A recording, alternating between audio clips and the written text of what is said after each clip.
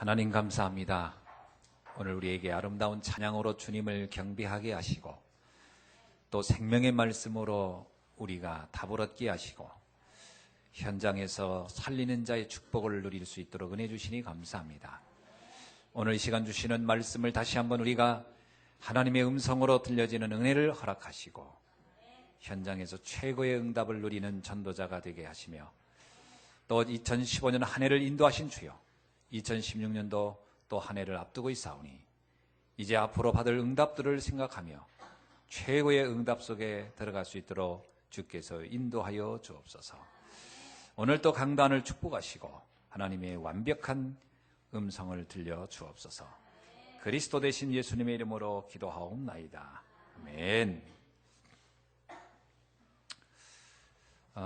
성경적 전도운동을 우리는 많이 들어본 말입니다. 성경적 전도운동이란 말은 쉽게 얘기하면 성경에서 했던 전도운동을 우리가 본받자 이런 얘기죠.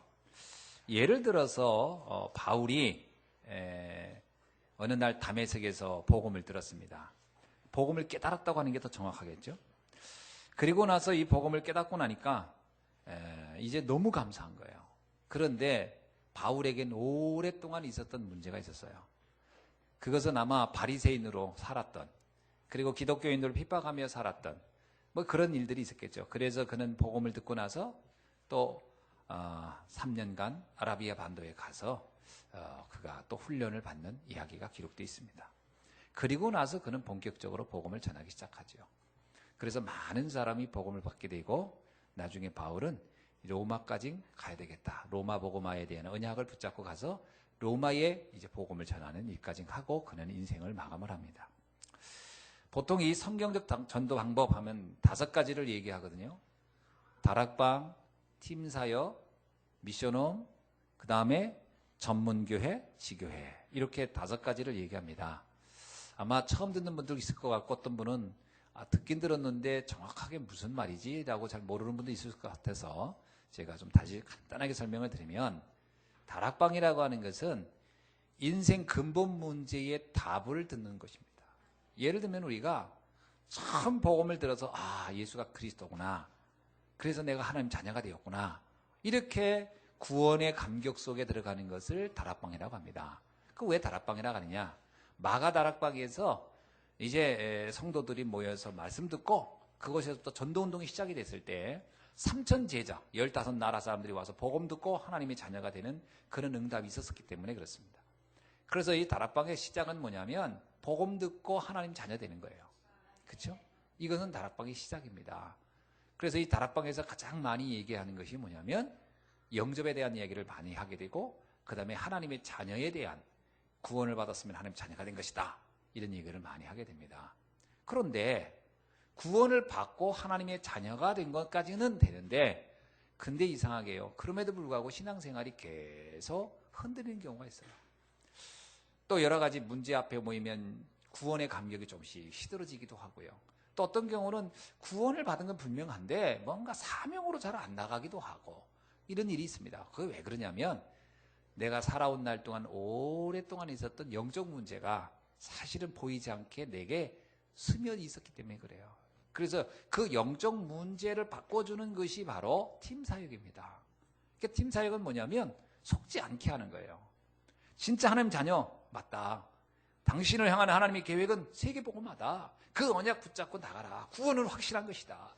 당신이 아무리 실수하고 부족해도 이 구원은 바뀌지 않는다. 그러니 흔들리지 말고 낙심하지 말고 끝까지 이 언약 잡고 가면 하나님이 당신에게 어마어마한 계획과 응답을 줄 것이다. 이렇게 해서 속지 않도록 도와주는 것을 팀사역이라고 합니다. 그 팀사역을 하게 되면 이제 비로소 내가 너무 많이 그동안 속고 있었구나. 세월을 너무 낭비했구나. 요걸 발견하는 거거든요. 그러니까 이 팀사역은 잘해야 되거든요. 팀사역은 가서 대부분이 영적 문제로 시달리는 경우가 많거든요. 성도님들이. 구원은 있어도 구원받아도. 근데 그거를 이제 도와주는 거예요. 그래서 스스로 직면하게 만드는 거예요. 나에게 영적 문제가 뭐구나. 이걸 놓고 내가 도전해야 되겠구나. 이렇게 알려주는 건데 잘못하면요. 그 사람의 어려운 상황, 힘든 상황 듣다 보면 그게 동의하게 돼요. 아이고 그래 나도 그런 떡이 있어서 이러면 그 사람의 영적 문제를 더 가중시켜 버리는 거예요. 내가 그렇게 갈등하는 게 당연한 거구나. 내가 흔들리는 게 당연한 거구나. 이렇게 되면 가중시켜줘 버리는 거거든요. 그럼 거기서 못 벗어나요. 그러면 잘못하면 신앙생활이 구원받고도 늘 갈등, 흔들림, 여기서 왔다 갔다 하면서 가는 거예요. 그러니까 뭐냐? 사명으로 넘어가지를 못해요. 이게 이제 팀 사역을 통해서 그걸 도와주는 겁니다. 자, 그 다음에 팀 사역이 돼서 이 사람이 이제 웬만하면 흔들리지 않아. 웬만하면 다. 그래서 팀 사역할 때 뭐냐면 사실을 보게 하고 진실을 보게 하고 영적 사실을 보게 하는 겁니다. 그죠? 우리가 사실만 보면 잘 속아요. 사실만 보면 난 가난해. 사실만 보면 나는 배경도 없어. 사실만 보면 나는 지금 몸이 연약해. 사실만 보면 난 지금 힘들어. 사실만 보면 그래요. 그러나 진실을 보면 이때가 바로 하나님께 기도할 때구나. 이때 하나님의 능력을 체험할 때구나. 이렇게 진실을 보게 하고 그 다음에 영적 사실은 뭐예요? 그래서 하나님은 나에게 이것을 보고 이것을 딛고 나가서 강하게 정금같이 단련하라고 하는 것이구나. 그래서 나에게 사명 감당하라는 것이구나. 이렇게 눈을 뜨게 하는 것이죠.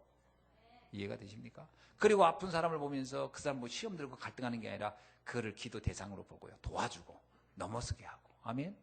자칫 잘못하면 사람의 모습만 보고요. 그 사람의 실수만 보고 실망하거든요. 교회 왔더니 왜 이런 사람이 이렇게 많냐고. 그거는 당연한 겁니다. 여러분 병원 가가지고 아픈 사람 보고 시험 드나요? 병원 가면 아픈 사람이 당연히 오는 거예요. 왜 거기는 아픈 사람이 오게끔 돼 있는 데잖아요. 이번에 제가 건강검진 받으러 여기 순창병원에 갔다 왔는데 가서 줄 서서 대기표 붙잡고 대기표 뽑고 가면 기다리는데 세상 참 아픈 사람 너무 많다. 천안 사람 다 아픈 것 같아. 다 아픈 것 같아. 당연한 거예요. 왜? 거기는 아픈 사람이 오는 곳이니까. 그래도 검진 딱 받고 탁 나오는데 얼마나 기분이 좋든지 아무 이상 없다더라고요. 딱 나오면서 이제 오는데 또 건강한 사람들 되게 많아. 세상 사람 다. 그런 겁니다. 거기 가는 나쁜 사람이 있는 거고 요거면 또 건강한 사람이 있는 거고 다 그런 거죠. 그러니까 교회에 오면 힘든 사람, 아픈 사람, 상처받은 사람 있게 돼 있는 겁니다. 왜? 복음 듣고 힘먹고 하나님의 자녀 되려고 온 사람들이니까요. 그거 보면서 시험 든다. 그게 내가 문제지 그 사람이 문제 있는 게 아닙니다. 그래서 의사는 환자 보고 시험 안 들어요. 의사가 환자 보고 시험 들 것 같으면 의사 그만둬야 되는 거지. 당연히 우리는 흔들고 갈등할 수 있다라고 하는 겁니다. 그러나 내가 그걸 놓고 시험 들면 안 된다. 아멘? 요게 팀사역이에요. 팀사역이 잘 되어야 신앙이 이제 흔들리지 않게 뿌리를 쫙 내리게 돼. 그 다음에 미션홈은 뭘까요? 미션홈은 뭐냐면 예수님이 제자 사역했던 방식이에요. 3년간 동고동락. 그러면서 뭐냐? 이제 사명으로 나가도록 눈을 열어주는 거지요. 그런데 사명으로 나가기 전에 가장 중요한 게 뭐냐? 스스로 기도할 수 있도록. 기도를 스스로 할 수 있는 사람이 되는 거예요. 그게 이제 미션홈의 목적입니다. 그 미션홈을 잘 통과하고 나면 스스로 기도. 여러분 누가 이렇게 기도해줘야 힘이 나고 누가 와서 말해줘야 좀 힘나고 그러면 아직 어린아이예요. 스스로 기도할 수 있으면 이제 장성한 신앙이 되는 겁니다. 그래서 미션홈은 뭐냐면 이제 전도 제자로 나갈 수 있도록 이제 준비를 해주는 거예요. 그래서 미션홈을 잘 통과하면 어떻게 될까요? 이제는 뭐 복음에 감격 있지, 흔들리지 않지. 이제 현장 놓고 내가 이제 나갈 마음의 준비가 완전하지. 그러면 가슴이 뛰기 시작합니다. 여러분 사람이 뭘 막 준비해놓고 완벽하게 하면요, 막 하고 싶어 간절해야 되거든요. 근데 뭔가를 좀 하라고 하면 부담되고 그러면 아직 준비가 덜 된 거예요.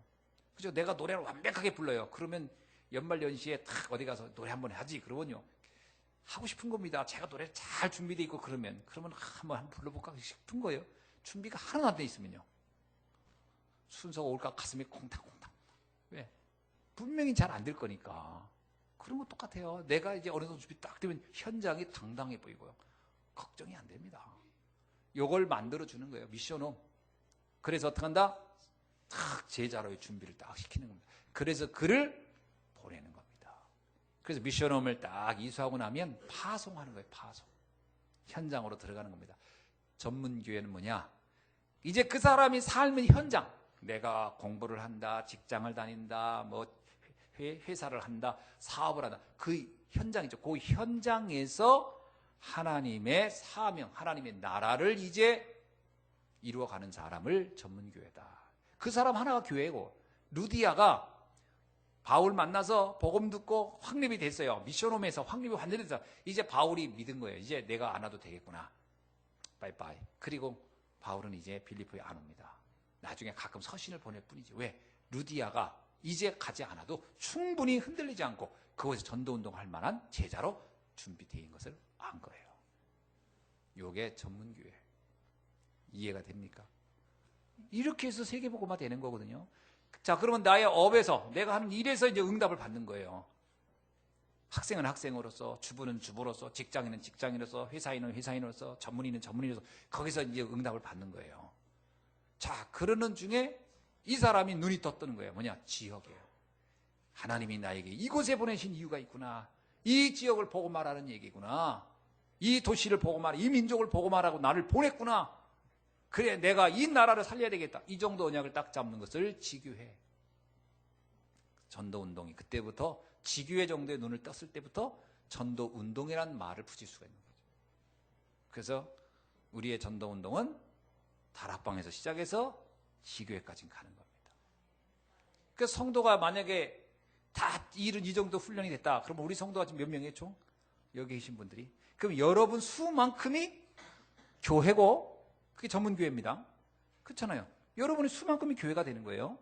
그리고 여러분이 가 있는 현장만큼 그건 하나님의 나라가 이루어지는 거예요. 그러면서 한 나라를 한 사람이 파송시킬 수 있어요. 그러면 이 정도 지교회 훈련이 딱 됐다 그러면 우리 도장로님 저기 남아프리카 공화국, 뭐 양장로님 저기 러시아, 이렇게 한 나라를 담당할 수 있는 거예요 이제. 그리고 사는 지역 보고만 다 하고, 그게 지교회라는 겁니다. 아멘이죠? 그러면 이제 나중에 여기서 직장 생활해서 전문교회 응답 받다가 은퇴할 쯤 되면 그때까지 건강 잘 관리해야 되겠죠. 그럼 이제 그 나라로 가는 겁니다. 세계복음 하러. 뭐 이럴 수도 있는 거죠. 그러니까 뭐냐면 다락방에서 이게 전도운동이에요. 이렇게 가야 돼요. 그러니까 이 과정에서 우리가 꼭 넘어갈 게 뭐예요? 복음이 얼마나 확실하냐, 얼마나 시험 들지 않느냐. 그렇죠? 그리고 나에게 준 하나님이 천명이 뭐냐, 그리고 내게 맡은 이 업을 통해 하나님이 어떻게 영광 돌려야 되냐, 왜 하나님은 나에게 이곳에 있게 하냐, 왜 나에게 이 민족과 이 나라를 마음에 품게 하느냐, 여기까지 쫙 가야 되는 거예요. 전도운동이에요 그게. 예수 믿고 구원받고 아이고 좋아요. 그럼 그건 아직 다락방에서 머물러 있는 거예요. 근데 많은 성도님들이 어떠냐, 다락방에서 팀사역까지는 왔다 갔다 구원받고 감격한 것 같다가 시험 들었고, 시험 들었구나 갈등하고 힘들어하고 낙심해 가서 설명을 하고 위로하고 협력하고 이건 속지 마십시오 그러면 네 알았습니다 할 것 같아. 그리고 얼마 있으면 이제 감사합니다 하나님 이럽니다. 그래서 좀 있으면 또 시험 들어요. 거기만 왔다 갔다 하는 경우가 많단 말이죠. 이제는 사명으로 팍 나가야 됩니다. 아멘. 그래요. 그래서 각인 바꿔라, 뿌리 바꿔라, 체질 바꿔라는 얘기는 뭐예요? 이 사명으로 넘어가야 하는 요 중요한 전환기에 내 문제에 빠져가지고 여러 가지 오래된 각인 때문에 못 넘어가는 거야. 말씀 뭐 복음 알겠는데 이게 복음의 그 감격과 이 거기보다 나도 모르게 각인 세상적인 게 너무 좋고, 또 자꾸 세상으로 막 흘러가고, 또 세상에서 한참 있다 보면 또 시달리다 보면 아이고 복음 있어야 되겠네 하고 또 오고, 뭐 이런 일들을 계속 거기서 왔다 갔다 그러는 동안에 사단은 파티를 여는 거죠. 왜? 그 현장 살릴 사람 계속 자기 문제에 빠져서 갈등하지. 세계복음 할 사람 거기에 관심도 없지. 그래서 사단은 이제 늘 앉아서 이제 파티 열고 있는 거예요. 사단을 즐겁게 할 이유가 없잖아요. 사단을 긴장시켜야지. 아니 저 사람이 어느새 왜 저렇게 흔들리지 않는 믿음이 됐지? 아니 저 사람이 어떻게 저기 현장에 대한 언약을 잡고 저렇게 기도하기 시작하지? 아니 저 사람이 한 나라를 완전 책임지려고 하네? 큰일 났네. 이렇게 가야 되겠죠. 아멘. 그게 우리가 사는 목적. 그거 하다 가자는 거예요.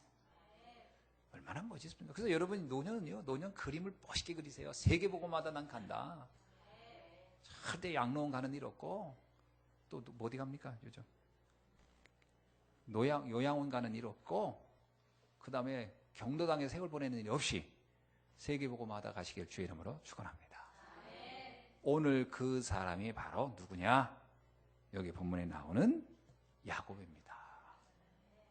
야곱이 바로 이렇게 세계복음화의 언약을 이루다 간 사람이에요. 많은 사람들이 이 부분을 정확히 모르니까 어떻게 하냐면 주로 염려하면서 시간을 보내거나 또 모이면 남 얘기하기죠. 아니 하나님 앞에 나의 영적인 이 감격을 가지고 영광 돌리고 포럼하기도 바쁜데, 그죠? 하나님 앞에 막 신앙 고백하고 막 간증하고 증거하기도 바쁜데 남 얘기하다 세월을 다 보내요. 누가 어떻대더라 누가 어떻대더라 해도 그만 안 해도 그만한 얘기. 그러면 세월 보내면 진짜 곤란해요. 염려 제일 많이 하고 모이면 염려 걱정, 그리고 남 얘기하고 또 거기다가 또 불평까지 하네요. 또 거기다가 또 원망하지, 또 거기다가 또 시기하지. 근데 이유가 있어요. 기준이 나라는 기준을 못 벗어나서 그렇게 돼요. 왜 사람들이 염려합니까? 모든 걸 나라는 기준을 가지고 보니까 염려거리가 가득한 거야. 여러분, 그래서 하나님 우리 하늘 이잖아요. 세계복음화 네가 하는 게 아니다. 그리고 내가 너와 함께 하겠다. 이 말은 뭐 어마어마한 얘기예요. 내가 너와 함께 하겠다. 그러니까 아무것도 염려하지 말고 주어진 천명 가지고 소명 가지고 사명 가지고 세계복음화 하라, 이 말인데 그거 안 믿어지는 거라. 아이고, 난 돈도 없어요, 배경도 없어요, 나이도 많아요, 배운 것도 없어요. 뭐 이 염려 못한다는 얘기를 너무 많이 하는 거예요. 그러니까 지교회라는 언약 속으로 한 발도 못 내딛고 마는 거예요. 늘 물가, 정말 저 푸른 물을 그 맑은 곳에서 쫙 수영하면서 멋지게 목적을 향해 가야 되는데 물가에서 계속 그냥 발만 담고 왔다 갔다.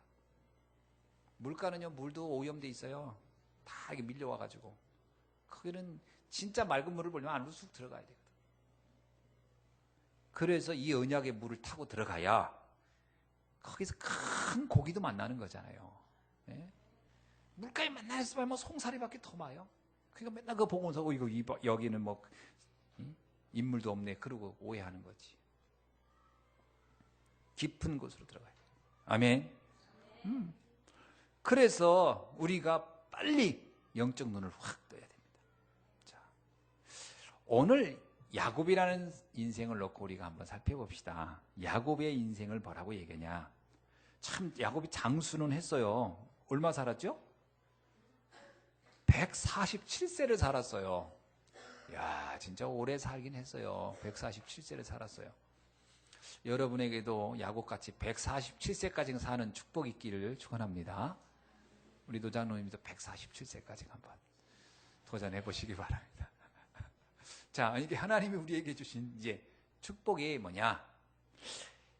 이 야곱의 인생이 이렇게 147년을 살았는데 사실 야곱의 대부분의 인생은 시달리다 갔어요. 시달렸어요. 왜 시달렸냐? 기준이 안 바뀌었었어요. 야곱을 참 하나님이 부를 때 태중에서 불렀잖아요. 그때 야곱에게요 어마어마한 언약을 줬었어요. 근데 야곱은 그거를 알지를 못했어요. 아니, 관심이 없었어요. 왜? 야곱에게 각인되어 있는 게 뭐냐? 세상적인 거였거든요. 그래서 야곱은 어떤 생각을 했냐면 어떻게든지 내가 세상에서 좀 축복을 받아야지, 이런 생각. 그러니까 이제 아버지를 속이고 형의 약점을 이용해서 장자의 축복을 탁 뺏은 다음에 이제 그거 가지고 뭔가 뭐 될까 봐 생각하고, 그리고 이제 여러분 잘 알고 있듯이 그것 때문에 형의 미움을 받아가지고 삼촌 라반의 집에 일을 갑니다. 근데 삼촌 라반의 집에 갔는데 이 세상이 만만하지가 않네요. 이 삼촌 라반이 보통 사람이 아니네. 그러니까 그 속에서 살아남으려고 몸부림을 치는데 야곱의 인생의 대부분이요 육신적인 거예요. 아내 얻으려고 20년, 재산 얻어보려고 또 1년. 그래서 이 도합 21년을 갖다 고생해서 나름대로 큰 재산을 모아서 옵니다. 그때 야곱의 마음이 어땠을까요? 야, 이제 고난 끝, 행복 시작. 그게 야곱이 생각한 인생이었어요. 그런데 신기하죠. 행복의 시작인 줄 알고 오는 길에 들려오는 소식은 전혀 예상치 못한 문제였어요. 그게 뭐냐? 형 에서가 자기를 죽이려고 한다는 것을 알았어요. 지난 20년간의 그 세월이 전혀 변한 게 없는 것 중에 하나. 지금까지 나에게 있어서 가장 심각한 문제일 거라고 여기지도 않았던 건데 그게 변함없이 그대로 있었던 거예요. 사실은 때로는요, 우리가 운명이라고 하는 건요, 세월이 지나도 안 변합니다. 그거 참 어딘가 숨어 있다가 결정적일 때 딱 나타나요.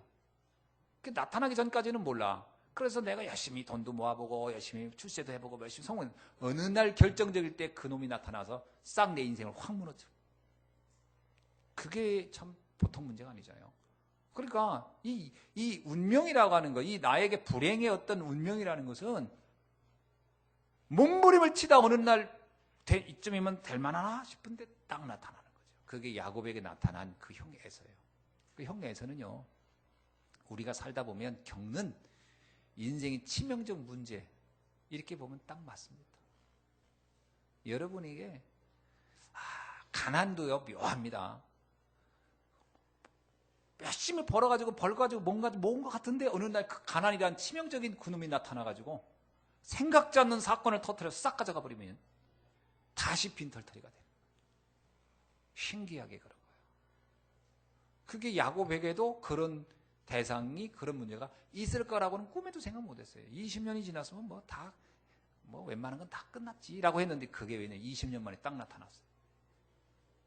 그 형이 칼을 들고 군대를 이끌고 자기를 죽이러 온다는 걸 얘기 듣게 됩니다. 그때 야곱의 인생에 처음으로 절망하게 되는 거예요.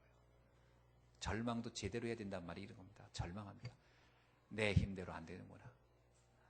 여러분, 우리 생애에 신앙의 전환점을 가지려면 이거가 돼야 돼요. 내 힘으로 안 되는구나. 근데 고생하면서도 요걸 못 경험하는 사람이 있어요. 엄청 시달리는데도 진짜 이제는 하나님께 나갈 수밖에 없구나. 요걸 발견하지 못하고 끝까지 자기 생각을 못 누리고 가다가 가는 사람도 있어요. 신기해요. 어떤 사람은 다 누가 봐도 망했는데 끝까지 아니라는 거예요. 또 해보겠다는 거예요. 그런 사람도 있고요. 또 다 망해야만이 또 절망을 하냐, 그런 건 아니에요. 어떤 면에서는 야곱은요, 재산도 다 날아간 거 아니에요. 그냥 있었어. 그러나 이게 갖는 한계를 본 거예요. 한계. 그때 비로소 그는 하나님 앞에 무릎을 꿇기 시작합니다. 그래서 우리의 인생을 바꾸는 가장 빠른 방법이 뭐냐? 무릎을 꿇는 거예요. 무릎 꿇는 거예요. 하나님 앞에 무릎을 팍 꿇었어요. 이게 잘 안 된다고요, 보통. 나라는 것이 기준인 사람은 하나님 앞에 무릎이 잘 안 꿇어져. 그래서 이 야곱이 얍곡강에서 무릎을 탁 꿇고 하나님께 기도합니다. 하나님, 이제 내 인생 하나님께 맡깁니다. 하나님이 진짜 너 나한테 맡겼는지 내가 한번 테스트 해보마. 너 가족들 다 강 건너 보내고 형 만나라고 다 보내고 너는 강 건너가지도 않고 이쪽에 숨어서 기회 되면 도망가야지. 그러고서 앉아서 거기서 기도하면서 하나님 저를 좀 막 이러고 있는 그 야곱을 보면서 하나님이 진짜로 내가 아니면 안 되겠다는 것이 진짜일까 확인하고자 합시다. 마지막 탁 한 일격을 가합니다. 환도뼈를 확 부러뜨려버려요. 도망도 못 가게, 더 이상 꼼짝 못하게, 진짜 옴짝달싹할 수 없도록 딱 만들어. 여러분, 우리가 살다 보면 옴짝달싹 없는 상황이 딱 왔을 때 그때가 최고의 기회예요. 사실은 그때가 최고의 기회. 근데 그때 무릎을 꿇어야 되거든요. 진짜로 꿇어야 돼요. 근데 그때도 안 꿇는 사람 많아요. 옴짝달싹할 수 없을 때가 있어요. 동서남북 어디를 봐도 막막하고 딱 막혀있어. 아무도 나의 퇴로가 보이질 않아. 어떻게 해야 될까? 그때가 뭐 할 때요? 무릎 꿇을 때. 근데 이게 쉽지 않습니다. 각인되어 있는 게 있어요. 네가 한번 해봐. 그래도 네가 노력해봐. 네가 그래도 이 사람 저 사람 찾아다녀봐. 그래도 누군가를 만나고 의지해봐. 누구에게 기대도 해봐. 그래도 뭔가 길이 있을 거야. 하나님만 바라보지 않게 돼요. 끝까지 사람을 의지합니다. 참 신기하죠. 사람은 그렇게 돼 있어요. 얼마나 우리가 각인이 깊게 돼 있냐면요, 하나님 그런 상황을 또 안 바라봅니다. 그리고 또 누군가에 또 전화도 하고 누군가 알아보고 막 다닙니다. 또 거기 절망하고 낙심하고, 그러다 조금 되는 것 같으면 이제 되는가 보다 하고 또 거기서 또 안주하고, 요게 반복을 계속하는 거예요.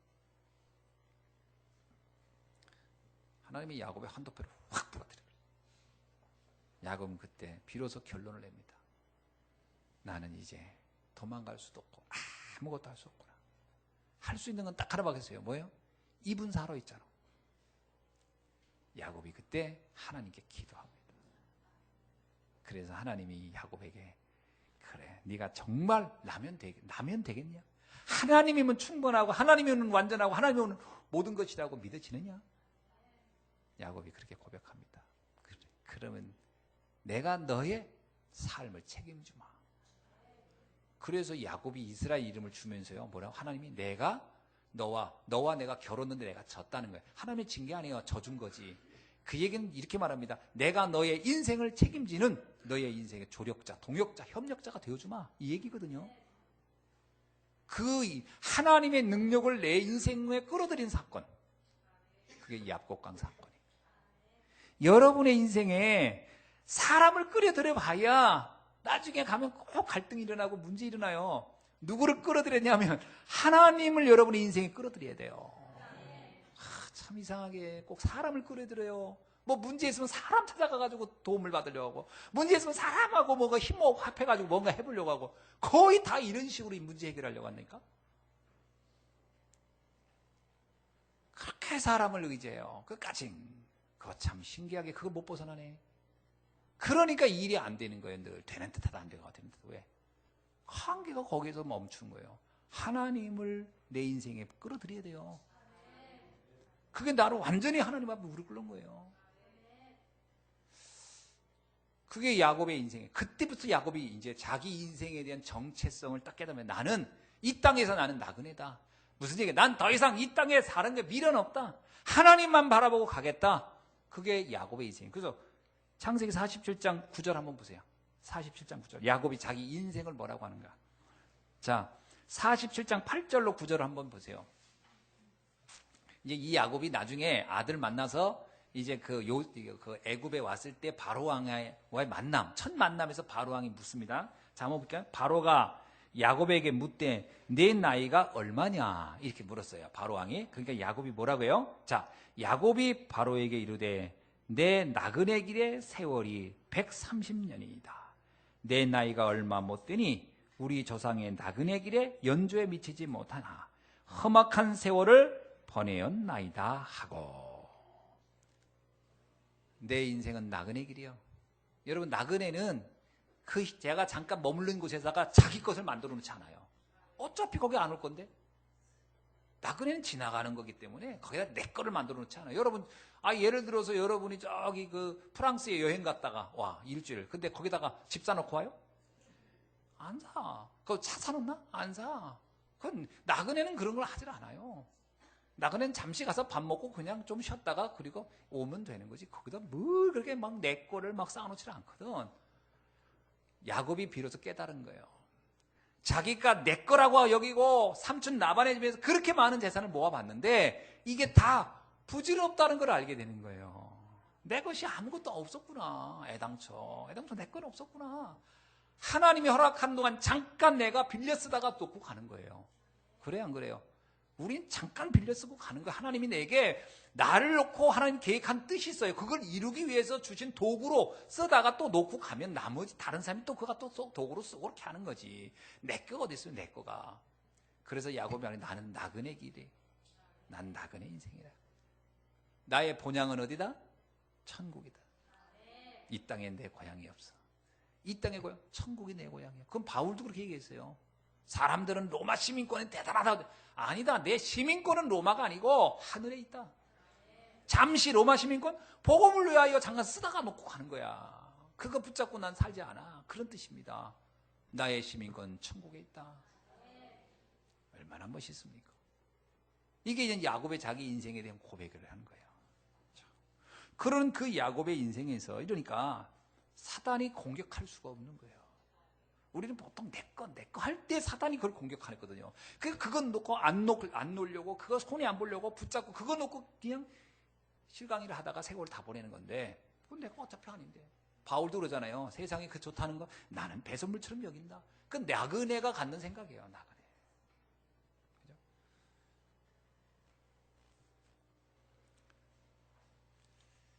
자, 그렇게 이제 인생의 완벽한 답을 가진 야곱이 사실은 이제 애굽에 오게 된 겁니다. 죽은 줄 알았던 아들이 살아서 자기를 초청한 거예요.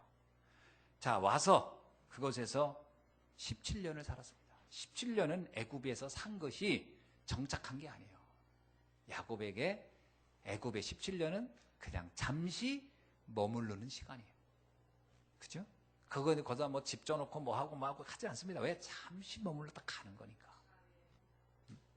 머물렀다 가는 거예요. 있는 동안 좀 편하게 있을 수는 있겠죠. 그러나 거기에 인생을 걸지 않아요. 그 야곱이 오늘 얘기하는 겁니다. 자, 한번 봅시다. 29절, 47장 29절에. 자, 우리 다 같이 읽어봅시다. 시작. 이스라엘이 죽을 날이 가까우매 그의 아들 요셉을 불러 그에게 이르되, 이겁니다. 자, 예. 여기서 말하기를 뭐냐면, 이제 죽을 날이 가까웠다. 이제 내가 인생을 정리할 때가 왔다. 이걸 느낀 거예요. 그러면서 여기서 야곱의 인생과 야곱의 신앙을 볼 수 있어요. 마지막 말하고 제일 마지막 전에 뭐라고 하죠? 애굽에 나를 장사하지 아니하도록 하라. 그러면서 30절에 내가 조상들과 함께 눕거든 너는 나를 애굽에 메어다가 조상의 묘지에 장사하라. 조상의 묘지가 어디 있어요? 가나안. 나는 가나안으로 갈 것이다. 죽어서라도 난 가야 한다. 나의 본향을 향해 가야 할 일이다. 내 사명이 이거다. 근데 이거는 지난번 요셉도 똑같았어요. 지난번 요셉의 전생애를 놓고 히브리서 11장 22절에도 뭐냐면 그는 자기가 가나안을 갈 것을 알고 있었다. 자기의 유고를 통해서도 갈 것을 알았다. 근데 이게요, 야곱도 그렇고 그 아들 요셉도 똑같아요. 그 관점이 일관돼요. 아브라함, 이삭, 야곱, 요셉이 똑같아요. 그들이 공통점이 하나면 있냐면 가나안입니다. 희한하죠. 적과 꿀이 흐르는 땅 가나안. 그러면 도대체 적과 꿀이 흐르는 가나안이 왜 그렇게 중요하냐? 여러분, 가나안 땅에는 사람이 살기가 그렇게 좋은 곳이 아니에요. 제가 가나안 땅을 2번 가봤는데 가나안 땅 갔을 때 가나안 땅 특징이 뭐냐면 붉어요. 땅이 붉어. 그래서 거기는 흙이 그럼 황토냐? 그게 아니고 화산재인데 다른 화산재는 보통 검은데 여기는 붉어요. 그래가지고 왜 그러냐? 철분이 많아가지고 땅이 붉어요.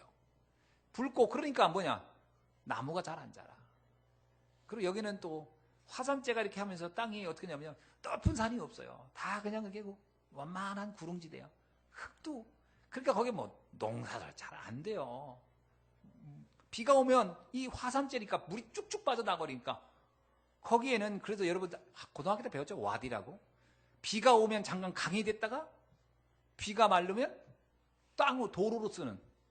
그러니까 거기 가보면 이 우리가 가는데 다 이렇게 계곡 따라서 길이야. 근데 그 길이 그 얘기한 거야.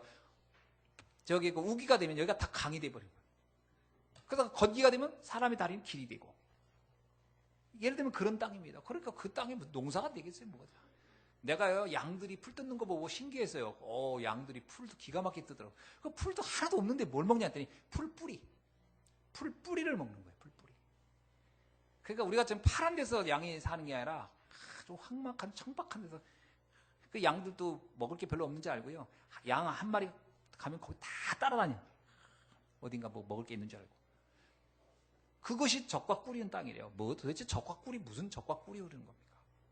누가 그러대요? 양이 많아서 젖이 많고 거기 가면 석청에서 꿀이 있다고. 그런 뜻이 아니에요. 적과 꿀이라는 얘기는 젖은 뭐냐면 생명의 근원을 말하는 거예요. 아기는 엄마의 젖을 먹어야 살잖아요. 근원. 꿀은 뭐예요? 힘이에요. 힘, 영양분, 에너지. 여러분 그 단식하다가 설탕 먹으면 알아보시나요? 단식하고 한 3, 4일 굶다가요. 힘이 다리 힘 쭉 빠집니다. 그리고 후들후들 끓는데 설탕물을 한 모금만 쫙 마시면요. 발에 힘이 쫙 들어가요. 그 당분? 그 에너지원이 기가 막힌 그게 힘을 주는 거거든. 그래서 적과 꿀이라는 얘기가 뭐냐면 생명과 힘이란 뜻이에요. 그럼 우리 인생의 생명의 몸이 우리에게 힘 준다는 게 뭐냐? 그리스도예요. 오실 메시아. 그분이 올 땅이라는 거예요. 그것이 인류의 유일한 희망이라는 거예요. 이 땅에 누가 생명을 줄 것이냐? 그리스도. 누가 힘을 줄 것이냐? 그리스도. 그 얘기거든요. 그걸 아브라함, 이삭, 야곱, 요셉이 똑같이 그걸 알고 있는 거예요. 이 언약의 명문가, 언약의 계보를 알고 있는 거예요. 그 언약 속에 있는 사람들. 그것 때문에 하나님은 이들을 그 언약을 전할 때까지 축복하는 거예요. 요셉이, 그러니까 그 바울이 왜 풍랑이 일어도 바다에서 안 죽습니까? 안 죽는 이유는 다른 게 아니에요. 그가 이 언약을 전달할 사명이 명백했기 때문에 그걸 하기까지는 그의 생명을 취할 수가 없는 거예요. 어찌해서 하나님은 바로와 싸우는 모세를 계속 지킵니까? 그가 해야 할 이 언약을 전달해야 할 사명이 너무나 명백하기 때문에 하나님은 그를 지키시는 거예요. 바로 그 이야기를 하는 겁니다. 그래서 나는 나그네. 이 땅에는 하나님이 함께 할 때면 내 인생은 행복해. 그리고 나는 갈 곳이 생겼어. 뭐냐? 이 땅에서 나는 그 사명 감당하다 가면 끝이야. 어차피 사명을 안 감당해도 우리는 끝나는 거 아닙니까? 어느 날. 여러분, 끝나면 뭐가 남아요? 아무것도 안 남아요. 이 땅에서 그렇게 파란만장하게 어마어마한 재산을 가진 사람도 죽으면 끝이야. 뭐가 남습니까? 여러분 가보세요. 공동묘지. 가면 묘지에다가 뭐 과거에 뭐 장군 했다 뭐 다 똑같아요. 아무것도 남는 거 없어요. 뭐가 남아요? 세상에 것은 아무것도 안 남는 거예요. 그건 우리는 알잖아요. 그래서 성경에 뭐라고 나와요? 전도서 7장 1절로 4절에 뭐라고 하죠? 지혜자의 마음은 초상집에 있으며 우매자의 마음은 혼인집에 있느니라. 우리의 인생이 어떻게 끝나는지 안다면 그는 지혜로운 사람이에요. 그래서 오늘을 제대로 준비할 수가 있는 거예요. 그러나 우매자는 뭐예요? 그냥 뭐 먹고 살고 그냥 이러면 다 한 줄 알아. 어느 날 갑자기 호련히 너의 생명을 취한다면 너에게 무슨 재물이 무슨 의미가 있겠냐. 예수님도 부자한테 그랬잖아요. 네가 그렇게 열심히 모아서 창고에다 재산을 모았다 하자. 오늘 밤 내가 네 생명을 가져가 버리면 그 모든 너의 수고가 무슨 의미가 있는 줄 아냐. 그래서 예수님이 하는 얘기예요.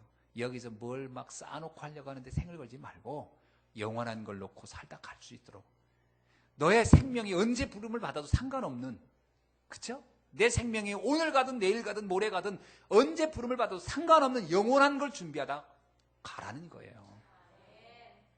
그 얘기 예수님이 하신 거예요. 그래서 우리가 영원한 걸 준비해야 돼요. 그게 뭐죠? 하나님이 우리에게 주신 천명, 복음을 알고 복음을 전하는 겁니다. 이건 모르게 사단은 자꾸 우리를 속이는 거예요. 왜 우리가 염려, 남의 말, 불평, 원망, 시기 여기에 빠지면 안 되느냐? 우리에게 주신 이 시대의 최고의 축복을 다 놓치는 그 통로가 그거거든요. 우리에겐 저 지교회라는 현장에서 생명운동하고 한 나라가 책임질 만한 어마어마한 언약을 줬어요. 여러분, 이사야 60장 22절에 그게 나오잖아요. 작은 자가 천을 이루고 약한 자가 강국을 이룰 것이다. 그런 일을 할 수 있는 사람이 우리인데 상상도 못하고요. 말도 안 되는 많은 거 가지고서 삐져가지고 뭐 하니 많이 믿으니 많이 이러고 있다면 얼마나 아깝고 얼마나 억울한 일이겠어요. 그 얘기를 성경이 말하고 있는 겁니다. 언약 백성에게 받은 축복을 우리 기억해야 돼요.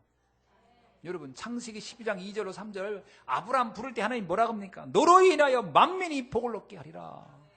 너로 인하여 모든 족속이 복을 얻게 하리라. 모든 족속을 책임지는 사람이다. 이게 우리예요. 창세기 18장 18절에 강한 나라가 되고 천하만국이 그로 말미암아 복을 받게 될 것이다. 그렇습니다. 천하만민을 복을 받게 할 사람이 우리예요. 창세기 22장 17절로 18절 내 씨가 대적의 성문을 차지하며 내 씨로 천하만민이 복을 받을 것이다. 창세기 32장 28절 하나님과 및 사람과 겨루어 이긴 사람 바로 이스라엘. 그러면서 창세기 48장 3절로 8절 오늘 본문에 나오잖아요. 뭐라고요? 너는 생육하고 번성하여 내게 많은 백성이 나겠고 내가 이 땅을 내 후손에게 줘 영원한 소유가 되게 하랴. 왜 우리에게 생육과 번성의 축복을 준다는 거죠? 한 나라와 민족을 이룰 만한 한 세계를 이룰 만한 사명이 있기 때문에 그걸 주겠다는 거예요. 자, 따라합시다. 나는 복의 근원이다. 아멘. 나 때문에 모든 민족이 살아날 것이다. 아멘. 그게 나를 부른 하나님의 궁극적 목적이라니까요. 그러니까 우리가 구원 하나 겨우 받고, 구원 하나 하기 이상하네. 구원도 굉장하죠. 그러나 구원 받고 거기에 머무르는 것은 우리에게 엄청난 축복과 엄청난 능력을 줬는데 그거를 땅에다 다 묻어놓고 나는 받은 것도 없어요. 충청도 말하면 뭐예요? 충청 사투리요? 뭘요 하고 사는 사람이야. 난 무디요. 내 충청도 사람들 그 말 제일 많이 하더라고. 옛날에 뭐 좀 하세요. 무디요. 그럼 도대체 무디요가 뭐가 돼? 못해요를 사투리로 무디요. 오늘날 신앙인들이 주의 일 좀 감당하라면 전 무디요. 곤란합니다. 곤란해. 못하긴 뭘 못해. 내 문제, 내 영적 문제에 빠져서 오는 거야. 그러면 조금만 벗어나면요, 하나님이 모세가 그랬잖아요. 이 민족을 너로 인해 살릴 것이다. 가라. 그랬더니 충청도 사투리를 그대로 한 거야. 저는 입도 둔하고 뭐 힘도 없고 나이도 많고 그래서 저는 그때 뭐라고 합니까? 하나님이 네 눈, 네 입, 네 귀, 네 코 누가 준 거냐? 다 내가 그 지팡이 던져봐. 어마어마한 능력이 일어나지. 그래, 그러면 내가 너와 함께 할 텐데 뭐가 두렵냐? 하나님이 내가 너와 함께 하리라. 오늘 여러분이 그 언약 굳게 붙잡기를 주님 축원합니다. 그래서 이제부터는요, 못한다, 안 된다, 할 수 없다. 그런 불신앙적인 말은 땅을 한 1000m 파가지고 거기다 묻어버리고, 그래도 거기다 콘크리트로 막 완전히 뚜껑을 닫아서 다시는 꺼내보지 않도록. 아멘. 예, 그래야 됩니다, 여러분. 그 언약 백성 야곱의 소원을 보세요. 야곱은요, 자기의 마지막 생명을 다하는 날까지도 나는 가나안을 갈 것이다. 나는 이 사명 감당할 것이다. 세계복음화죠, 세계복음화. 앞으로 하나님께서 여러분을 통하여 세계복음화의 언약을 이루어 주실 줄로 믿습니다. 언약 백성에 대한 하나님의 소원이 크고요. 그래서 요한복음 6장 40절에 보니까 뭐냐, 내 아버지의 뜻은 아들을 보고 믿는 자마다 영생을 얻을 것이니 마지막 날에 내가 다시 살리리라. 마태복음 28장 19절 20절, 너희는 가서 모든 민족을 제자로 삼아 아버지와 아들과 성령의 이름으로 세례를 베풀고 내가 너희에게 분부한 모든 것을 가르쳐 지키게 하라. 볼지어다 내가 세상 끝날까지 너희와 항상 함께 있으리라 하시니라. 사도행전 1장 8절, 오직 성령이 너희에게 임하시면 너희가 권능을 받고 예루살렘과 온 유대와 사마리아와 땅끝까지 이르러 내 증인이 되리라 하시니라. 이게 하나님이 우리에게 주신 사명이요, 우리에게 주신 하나님의 최고의 소원인 줄로 믿습니다. 자, 말씀을 맺습니다. 오늘부터 평생의 언약을 붙잡기를 바랍니다. 생명운동 하다 간다. 아멘. 생명운동이 뭐냐? 내가 복음 전하면 모든 사람 살아나요. 이제 내가 모든 사람을 살리는 이 복음을 전하는 일을 하다 갈 것이다. 결론 내세요. 난 돈 벌다 갈 거다. 그거 부질없는 것입니다. 생명운동 하다 갈 것이다.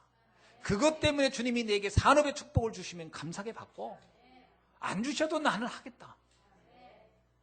그럼 하나님이 올 때요, 생명운동 너무 잘하면 산업의 축복을 부어 주실 겁니다. 내가 하나님이라도 난 주고 싶을 거예요. 근데 그 생명운동에 관심 없는데 산업의 축복 주세요 하면 하나님이 그거 주어서 뭐 할 건데? 그 받아서 어디다 쓸 건데? 물을 거 아닙니까? 생명운동 하시기 바랍니다. 두 번째, 성령운동 하시기 바랍니다. 성령의 역사가 임해야 현장의 흑암이 떠나가요. 그래서 나는 성령의 역사를, 성령의 바람을 일으킬 것이다. 아멘. 마지막 세 번째는 전도와 선교운동을 하다가 내가 갈 것이다. 내 삶의 이유, 오직 복음과 전도, 선교를 하다 난 갈 것이다. 내 마지막 주님이 나를 부르는 그날까지 난 그것 하다 갈 것이다. 모세를 보세요. 느보산에서 주님이 그의 눈 하나 흐리지 않은데 주님이 데려갑니다. 그러나 그건 서럽게 가는 게 아니에요. 뭐 아쉽게 가는 게 아니에요. 주의 사명 멋지게 감당하고 마지막 마치 장군이 전쟁에서 승리해서 그 개선문을 통과해서 황제를 만나러 가는 것처럼 당당하게 내 인생의 마지막을 탁 장식하고 천국을 향해 가는 거예요. 여러분, 우리 인생이 그러다 가야지요. 마치 장군이 전쟁에 이긴 그 면류관을 딱 가지고 그리고 개선문을 통과하듯이 가는 거 아닙니까? 그게 모세가 느보산에서 하나님을 향해 갈 때 모습이에요. 오늘 본문도 보세요. 어디 야곱의 삶 속에 한번 난 더 어저께 우리 같이 일한 그 사장님이 그러더라고요. 자기 할아버지가 자기한테 그랬대요. 야, 마지막 돌아가실 때 임종이 그렇게 했대요. 그 이름이 지금 이름은 그 이름이 아니더라고. 아무개야 그러면서 하는 얘기가, 참 너는 좋은 세상 살 수 있어 좋겠다. 나는 살고 싶은 날이 너무 많은데 더 이상 못 사는 게 너무 억울하다. 그러고 돌아가셨대요. 마지막에 임종을 그러고 돌아가셨대요. 그래서 이분이 할아버지 임종을 제가 지켜봤는데, 그러면서 하는 얘기가, 인생 참 너무 허무하다 이 생각을 자기가 했다는 거예요. 우리는 그렇게 가면 절대 안 돼요. 내가 나의 달려갈 길 다 달려왔다. 나는 하나님 아버지를 만나러 간다. 나머지 뒤의 일 너에게 맡기마. 내가 다 하지 못한 나머지 사명을 네가 감당하고 천국에서 만나자. 오늘까지 내 인생은 여기까지 하나님의 시간표인가 보다. 잘 있어라. 빠이빠이. 그리고 딱 가야죠. 아멘? 그럼 멋지게 살다 가야지. 그래서 언약 백성의 축복, 오늘 이 야곱의 인생을 놓고 여러분 생에 가장 멋진 인생을 사시기를 주의 이름으로 축원합니다. 기도하겠습니다. 하나님 감사합니다. 오늘 또 야곱의 인생을 다시 한번 되어보면서 우리 생에 가장 가치 있는 인생을 살다 갈 수 있도록 은혜를 축복해 주옵소서. 예수 그리스도의 이름으로 기도하옵나이다. 아멘.